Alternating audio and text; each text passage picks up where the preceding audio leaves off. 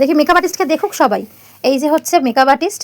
হ্যাঁ, আমি এই মেকআপ আর্টিস্টের অত্যাচারে মানে পুরোপুরি পাগল হয়ে যাচ্ছি। মানে এত মেকআপ করতে পছন্দ করে, মেকআপ তো মানে ধরে বেঁধে করাবে। আর আমি হচ্ছি ক্লায়েন্ট, একমাত্র হচ্ছে এই মেকআপ আর্টিস্টের ক্লায়েন্ট। তো আমার বর্তমান অবস্থা আমি দেখাচ্ছি। এই হচ্ছে আমার বর্তমান অবস্থা।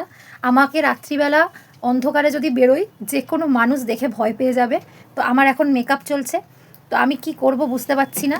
এই মেকআপ আর্টিস্টের হাত থেকে কি করে বাঁচবো, মানে কোনো কথাই আমার শুনছে না, শুধু সারাদিন মেকআপ করবে।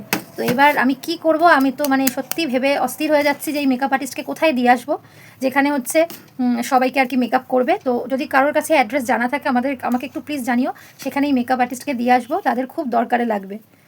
মেকআপ আর্টিস্ট এইবার নিয়েছে লিপস্টিক। এর ওপরে কি এইটার ওপরে লিপস্টিক পরবি? হ্যাঁ, আর তো রাত্রে আমি আর তুই বেরোতে পারবো না। আর এই লিপস্টিকটা কিন্তু বাচ্চাদের আর কি, বাচ্চাদেরই লিপস্টিক আমি কিনেছি, এটা বড়দের নয়, তো ওর কোনো প্রবলেম হবে না। তো ওর মেকআপটা হচ্ছে এবার এরকম সাদা সেজে লাল লিপস্টিক পরে নিয়েছে মোটামুটি।